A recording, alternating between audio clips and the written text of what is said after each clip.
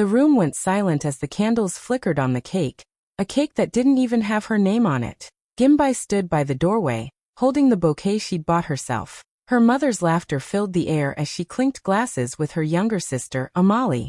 The golden balloons behind them spelled, "Happy birthday, Amali." Not a single one for Gimbai, even though it was her 29th birthday too. She forced a smile and whispered, "Mom, you forgot me again."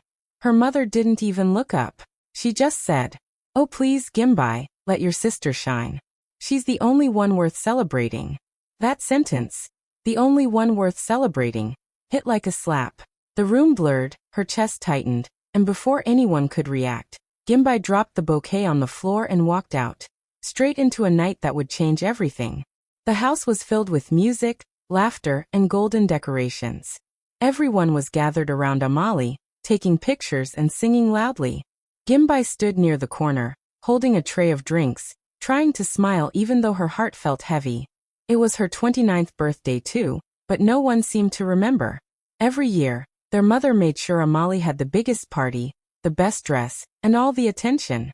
Gimbai always told herself it was fine, that love wasn't shown only through parties. But deep inside it hurt, every single time.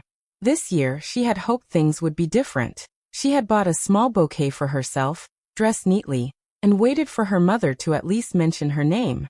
But as the candles were lit and everyone shouted, "Happy birthday, Amali," Gimbai realized nothing had changed. The cake didn't even have her name on it. Not one balloon carried her initials. Her mother clinked glasses, smiling proudly at Amali, calling her the pride of the family. When Gimbai softly said, "Mom, you forgot me again," her mother didn't even look at her. She just laughed and replied, "Oh please, Gimbai, let your sister shine. She's the only one worth celebrating." The words hit her like cold water. The guests went quiet for a moment, then quickly turned back to Amali, pretending nothing had happened. Gimbai stood frozen, her chest tightening, her hands shaking. She placed the tray on the table and looked around the room. At her mother, who never saw her, and her sister, who never cared. It was as if she didn't exist. A tear slid down her cheek, but she quickly wiped it away. Without saying another word, she walked toward the door. Her heels clicked softly on the floor, echoing louder than the music. Some guests whispered, others stared, but no one stopped her. Outside, the night air was cool. She looked back once and saw her family still celebrating like nothing had happened. She felt invisible, unwanted, forgotten. As she walked away from the house, her heart broke quietly inside her chest. But beneath that pain, something else began to rise. A small, trembling strength that whispered, "No one celebrates me? Then I'll learn to celebrate myself." Gimbai sat alone on a wooden bench in a quiet park, the cold night air brushing against her skin. Her simple birthday dress was now wrinkled and damp with tears. The laughter and music from her house still echoed faintly in the distance, but she no longer wanted to hear it. Her hands trembled as she stared at the small bouquet she had bought for herself. The flowers were crushed, just like her heart. For years she had accepted the way things were. That Amali was the favorite, the shining one, the daughter worth celebrating. But tonight, that truth hurt more than ever. She remembered all the birthdays from her childhood. Every time, her mother would bake a cake with Amali's name on it, dress her in new clothes, and take photos while telling everyone how perfect her younger daughter was. Gimbai would stand beside them, clapping, smiling, pretending she didn't care. She had blown candles for her sister, cut slices for guests, and taken pictures as the quiet one. She could recall every compliment that skipped over her, and every time her mother said, "You should learn from Amali." The memories poured out like rain. Her chest ached with years of silence, years of being unseen. She had worked hard, obeyed every rule, never caused trouble. Yet somehow that was never enough. For once, she allowed herself to cry without holding back. She whispered into the empty park, "What did I do wrong? Why wasn't I ever enough?" Her voice broke in the wind, and no one answered. Then, after a long silence, something inside her began to change. She wiped her tears slowly and took a deep breath. The sadness was still there, but beneath it, a new feeling began to rise, strength. A quiet, burning determination that she had never felt before. She whispered again, but this time her voice was steady. "No one celebrates me? Fine. I'll give myself a reason to be celebrated." She looked up at the night sky, where the stars shimmered faintly, as if listening. For the first time, she didn't feel like a shadow. She felt like someone standing at the edge of a new beginning. She knew it wouldn't be easy, but she also knew she was done waiting for people to see her worth. That night, on that lonely bench, Gimbai made a silent promise. She would rebuild her life, not to earn their approval, but to find her freedom. The next morning, Gimbai woke up with swollen eyes but a strange calm in her heart. She looked around her tiny room and realized how tired she was of living a life that didn't make her happy.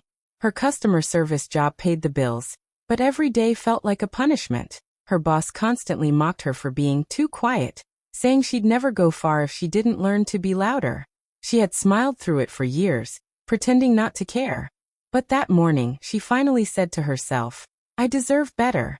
She typed a short resignation email and pressed send. Just like that, she freed herself from a place that never valued her. Days turned into weeks as she searched for something new.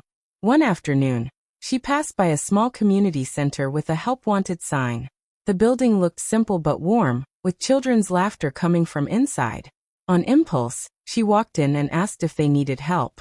The manager, a kind woman named Mrs. Lamy, smiled and said they were looking for someone to teach art to children.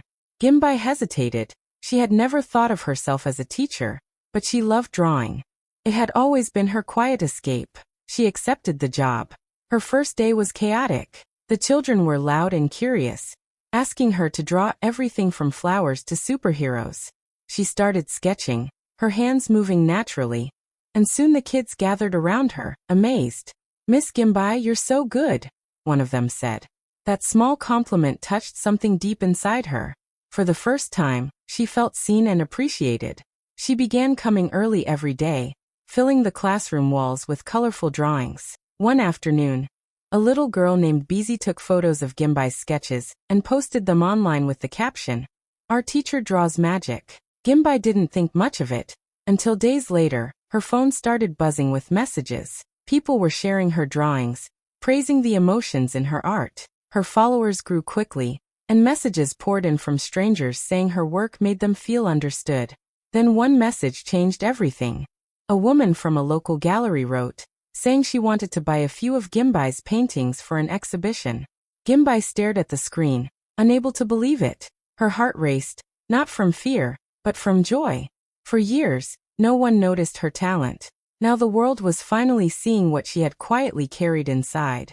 For the first time in her life, Gimbai felt visible. Not because someone gave her attention, but because she had found her own light. When Gimbai's name started appearing online, her mother was the last person to know. A neighbor showed Maris a post that featured Gimbai's art with thousands of likes and comments. Instead of feeling proud, Maris scoffed and said, "Art? That's not a real job. She'll come crawling back when it fails." Her voice was filled with the same coldness that had always made Gimbai feel small. When she called home to share her excitement, hoping for even a small "well done," her mother laughed over the phone. "You're wasting your time drawing pictures when you could have a real career," she said. Amali giggled in the background, adding, "Maybe someone finally pitied her work." The words hurt, but Gimbai didn't argue. She had learned long ago that their approval wasn't worth her peace. Instead, she poured every ounce of emotion into her paintings. Each canvas became her story. The years of silence, the pain of being overlooked, and the strength that grew in the dark. She titled her collection Forgotten Flowers, inspired by how some flowers bloom, even when no one waters them. When the day of her first small exhibition arrived, she was nervous. The gallery was modest, but her paintings glowed under the soft lights. Visitors walked slowly, some wiping tears, others taking photos. One painting showed a girl sitting alone in a room full of people. Unnoticed, the caption read, "She existed quietly." Another showed a bouquet of flowers half in shadow, half in sunlight. People began posting pictures of her work online, writing how it spoke to their hidden pain. Within days, the exhibition went viral. Influencers, art lovers, and even local media began calling her the Quiet Storm, a woman whose silence carried power. Orders for her paintings flooded in, and she was invited for interviews.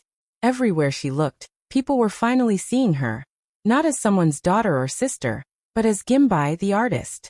Back home, Maris and Amali watched her success unfold on their screens. They started posting supportive comments online, pretending they had always believed in her. "We're so proud of you, dear," Maris wrote under one post, trying to sound motherly. But behind their smiles was envy and disbelief. How could the daughter they had dismissed become the one everyone admired? Gimbai saw their comments but didn't respond. She knew their sudden kindness wasn't love. It was jealousy wearing a smile. For the first time in her life, she didn't crave their approval. She had already found something better, self-worth. The world that once revolved around Amali began to fall apart piece by piece. Her glamorous influencer life, filled with designer clothes and brand deals, started to crack when one of her followers exposed her fake sponsorships. Screenshots, receipts, and messages flooded social media, showing that many of her luxury collaborations were lies. Overnight, her fame turned into shame. The brands she bragged about working with publicly denied her, and fans unfollowed her in thousands. The same people who once praised her beauty now called her a fraud. Amali tried to defend herself, but the damage was done. The spotlight she loved so much became a burning light of humiliation. At the same time, their mother Maris faced her own downfall. Her small event business, once supported by Amali's fame, began to crumble. Debts piled up, clients backed out, and people whispered about her behind her back. For years, she had spent money carelessly, believing Amali's influence would always keep the family afloat. But now, with her daughter's reputation destroyed, no one wanted to be associated with them. Bills went unpaid, and creditors started knocking at their door. While their world collapsed, Gimbai's name kept rising higher. Her second exhibition had just been featured in a popular art magazine. Journalists praised her as a voice for the unseen women of the world. Her followers grew every day, and she was invited to speak at schools and art events. The contrast was clear. The daughter they once ignored had become everything they claimed mattered: respected, admired, and successful. Then came the day Maris picked up her phone and dialed a number she hadn't called in months. When Gimbai saw her mother's name flash on her screen, she hesitated before answering. Her voice on the other end was unusually soft, pretending to sound warm. "Gimbai dear, how are you? I've been thinking about you," she said. Gimbai listened quietly, already understanding the reason for the call. It wasn't love, it was need. Maris spoke about how tough things had become, how Amali was going through a hard time, and how the family needed to stay together. Gimbai didn't interrupt. When her mother finally paused, Gimbai replied gently, "It's been a while, Mom." Her tone was calm but distant. She didn't sound angry, only peaceful, as if she had finally accepted the truth. After hanging up, she sat quietly, realizing how life had turned. Once she begged for their love and support. Now they were the ones reaching out for hers. But Gimbai knew one thing clearly. She wouldn't let their need drag her back into the pain she had escaped. Months passed, and life kept moving forward for Gimbai. Her art career had grown beyond what she ever dreamed of. She was invited to exhibitions, featured in interviews, and her story inspired thousands of people online. She had found peace in her quiet apartment filled with colors, brushes, and sunlight. Then one morning, as she sorted through her emails, she saw a letter with her aunt's familiar handwriting. It was an invitation to a family reunion, something she hadn't attended in years. Her heart tightened as she read the names. Her mother, Maris, and her sister, Amali, would be there. For a long moment, she just stared at the letter, unsure what to feel. Old memories rushed back. The birthday she was forgotten, the insults, the loneliness. A part of her wanted to ignore the invitation completely. But another part of her, stronger now, whispered, "You're not the same Gimbai anymore." She decided to go, not to prove anything, but to show herself how far she had come. The day of the reunion arrived, and Gimbai stood before the mirror in a simple but graceful outfit, a soft cream dress and delicate earrings. Nothing too loud, yet she looked radiant. Confidence shone in her eyes. She took a deep breath, grabbed her purse, and drove to the event hall. When she entered the room, all conversations slowly faded. People turned to look at her. Some whispered her name in surprise. Her cousins, who once ignored her, now smiled politely, remembering the famous artist they'd seen on TV. Amali, sitting near the buffet, froze mid-conversation. The shock on her face was clear. Her sister, the one she used to mock, now carried herself like someone important. The timid, shy girl was gone. In her place stood a woman with quiet grace. Gimbai smiled warmly and greeted everyone with kindness. She hugged her aunt, thanked the relatives who congratulated her, and chatted easily with the cousins who once pretended she didn't exist. She made everyone feel comfortable, and the room slowly filled with admiration for her calm confidence. But when she reached her mother, the air changed. Maris stood there, clutching a glass of juice, her eyes avoiding her daughter's. She tried to smile, but her lips trembled slightly. Gimbai gave a polite nod and said softly, "Good evening, Mom." Maris muttered something too low to hear, her gaze fixed on the floor. In that moment, Gimbai realized something powerful. She no longer needed their approval. Their silence no longer hurt. She had walked into that room as the woman she had always dreamed of being, not out of revenge, but out of growth. For the first time, Gimbai didn't feel small in their presence. She felt free. Dinner began quietly, but everyone could feel the tension hanging in the air. The table was beautifully set, filled with food and chatter, yet all Gimbai could sense was her mother's uneasy presence at the far end. Maris hadn't said a word since she arrived, only glancing at her daughter now and then as if unsure how to act. The relatives around them tried to keep the mood light, praising Gimbai's art and asking about her exhibitions.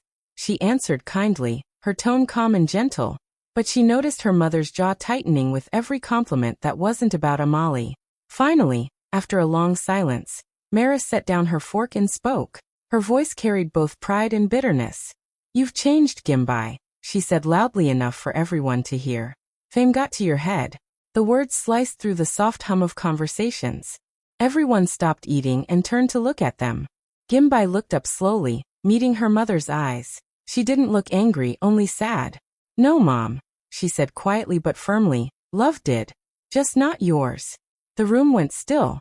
Even the sound of cutlery stopped. Maris blinked in shock, not expecting that reply. Before she could respond, Amali jumped in quickly, trying to take control of the moment. "Oh please," she said with a forced laugh. "If it wasn't for us pushing you, you'd still be that quiet girl hiding behind your sketchbook. You should be grateful. Our tough love made you strong." Gimbai turned her gaze to her sister. There was no anger in her eyes, only truth. "You never gave me love, Amali," she said softly. "Only lessons. And I learned them well." Her words carried a quiet power that made the room even colder. Amali tried to speak again, but her voice faltered. No one else dared to say a word. The silence stretched for several seconds, heavy and uncomfortable. Some relatives looked down at their plates, others shifted awkwardly in their seats. Maris's hands trembled slightly as she held her glass. She had spent years believing Gimbai was weak, but now she was the one left speechless. Gimbai took a deep breath, smiled politely at the rest of the table, and said, "Please enjoy your meal." Her calmness felt stronger than any argument. She had said what needed to be said, not to hurt them but to finally free herself. As she looked around the table, she realized she no longer carried the weight of their approval. The silence that followed was not emptiness anymore. It was victory. The next morning, Gimbai woke up feeling calm but focused. That evening would mark the biggest event of her career. Her solo exhibition titled, "The Women Who Were Overlooked." Every piece she had painted told a story of women who were ignored, silenced, or underestimated, yet found a way to bloom. The gallery was decorated simply but beautifully, filled with flowers, warm lights, and soft music. Reporters, art lovers, and local celebrities were already talking about the event online before it even began. When she arrived, cameras flashed and journalists hurried to greet her.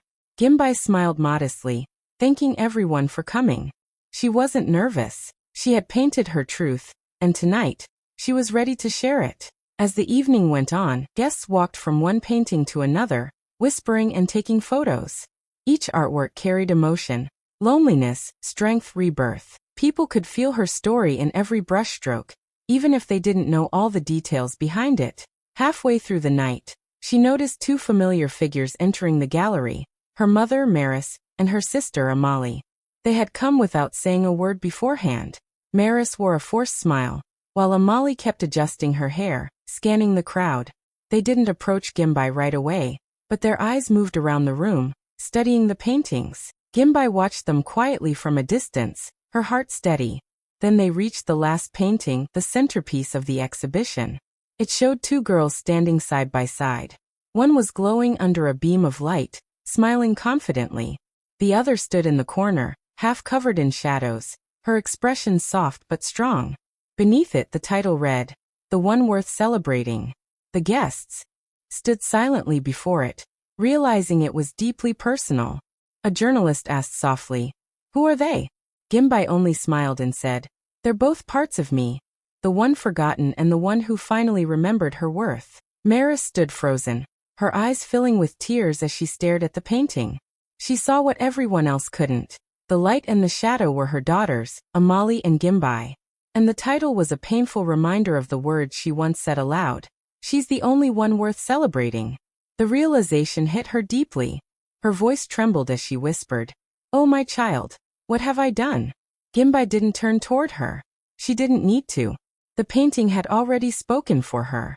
That night, the power quietly shifted, not through anger or revenge, but through truth and art. The world now celebrated the daughter who was once forgotten.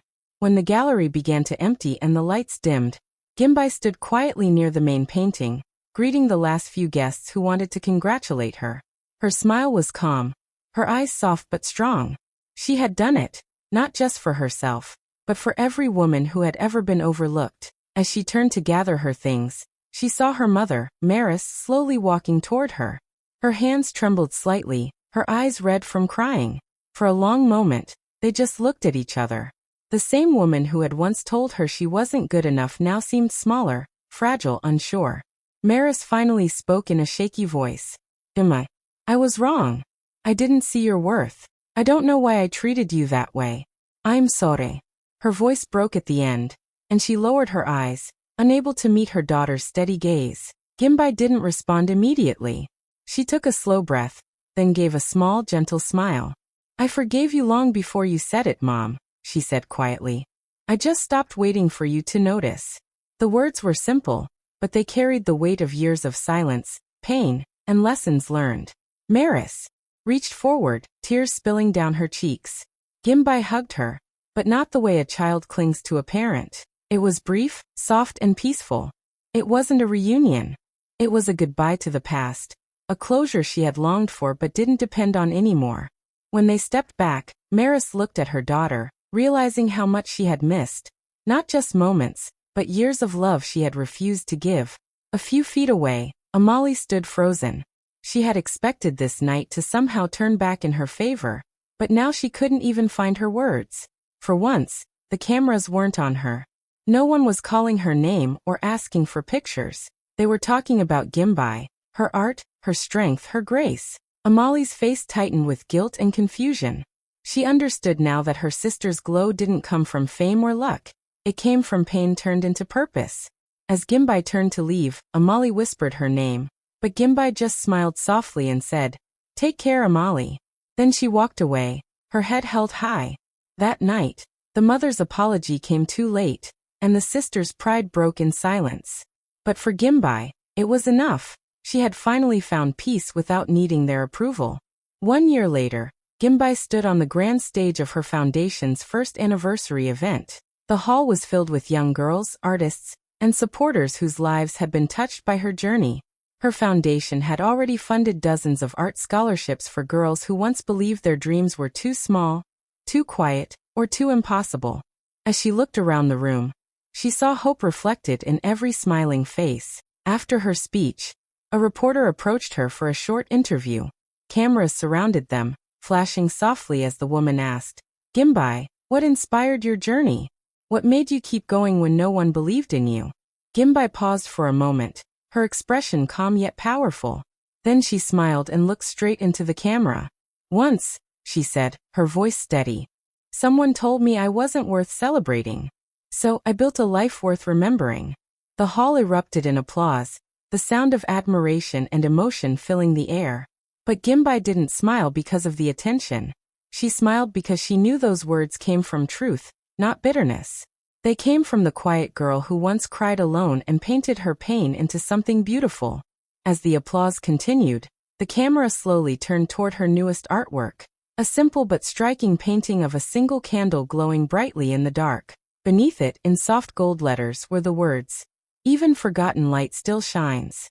People stood in silence, taking in the message. Some wiped tears, others clapped softly, understanding the meaning behind the art. That candle represented Gimbai herself, once ignored, almost extinguished, but now lighting the way for others. In that moment, her mother and sister, who were seated in the back of the room, watched quietly. There was no jealousy this time, only quiet respect. They finally understood what Gimbai had become. Not just a successful artist, but a symbol of strength and transformation. When the event ended, reporters and guests gathered around her, praising her work and her heart. Yet Gimbai stayed humble. She signed autographs, hugged the scholarship winners, and reminded them, "Don't let anyone tell you your light doesn't matter. Just keep shining." That night, as she stepped outside and looked up at the stars, she whispered softly to herself, "I was once the forgotten one. Now I help others be remembered." The world now celebrated Gimbai, not because of fame or fortune, but because she proved that silence, when turned into purpose, can echo louder than any applause. If Gimbai's story touched your heart, don't scroll without sharing it. Share this story to remind every girl who's ever been overlooked. You are not invisible, you are becoming unstoppable. Type, "I am worth celebrating" in the comment.